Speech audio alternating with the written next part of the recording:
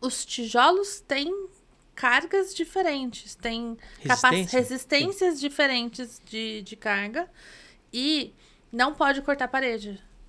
Como que funciona o lance do não pode cortar a parede? Porque daí a pessoa faz tudo certo, depois ela vai lá e quebra tudo pra pôr o conduíte. Ou seja, estragou de novo, né? Fala, você entendeu onde eu tô querendo chegar? Entendi. Vamos lá, vamos falar primeiro da resistência. Se a minha parede é a minha estrutura, concorda que quanto mais andares eu tiver, maior a carga lá embaixo. Então, eu tenho classes de resistência de bloco. A resistência de bloco não é a resistência da parede. A parede é um conjunto, bloco, argamassa, a qualidade do executor que está colocando essa argamassa, a espessura da junta. A qualidade de quem produz o bloco? Também, a qualidade do bloco sim, né? Imagina que eu tenho um bloco de 6 MPa. Eu preciso romper esse bloco, ele tem que dar 6 MPa. Se o cara que produziu fez com 4, vai dar ruim. Vai dar problema, né? Então, à medida que eu começo com um bloco de uma resistência maior, em geral, bloco cerâmico a gente tem no mercado até 12 MPa, tá? Começa com 4,5, eu acho. Tem até 12 MPa. E o estrutural de concreto acho que vai até 28, tá? Então, prédios muito altos, só concreto.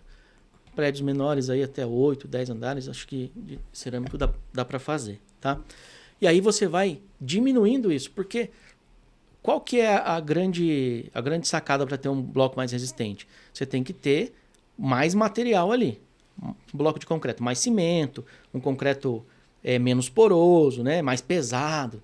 Então, esse bloco é mais caro do que o outro. Então, você começa com um bloco lá de 12, aí você diminui para 10, para 8, para 6, e vai diminuindo, tá? Então, o bloco funciona assim.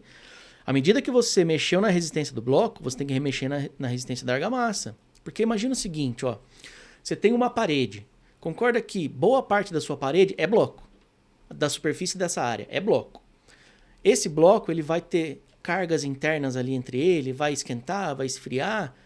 Se eu tiver uma argamassa fininha, muito rígida, vai fissurar minha parede inteira. Então a argamassa ela tem uma função importante de absorver algumas acomodações, algumas movimentações dessa alvenaria para não trincar. Por isso que essa argamassa, em geral, tem 70% da resistência do bloco. Ao bloco de 10, a argamassa tem que ter 7. O bloco é de 3, a argamassa tem que ter 2,1. Tá? Então, você precisa cuidar da sua argamassa. Quem que cuida da argamassa numa obra convencional? Né? Areia, cimento, traço, tudo mais. Você precisa conferir isso. Fora isso, a resistência é a resistência da parede. Não me interessa a resistência do bloco. Não me interessa a resistência da argamassa. Isso é a ferramenta que a gente tem para chegar na resistência da parede. Tá? Então, eu tenho um bloco muito bom, uma argamassa muito boa. Mas o pedreiro fez meleca. A parede ficou ruim. O que importa é a parede. Então, você precisa ensaiar a parede. Você precisa pegar uma parede, sei lá, de 1 metro por 3 de altura, levar no laboratório e romper. Dá para fazer isso? Não dá, né? Não dá.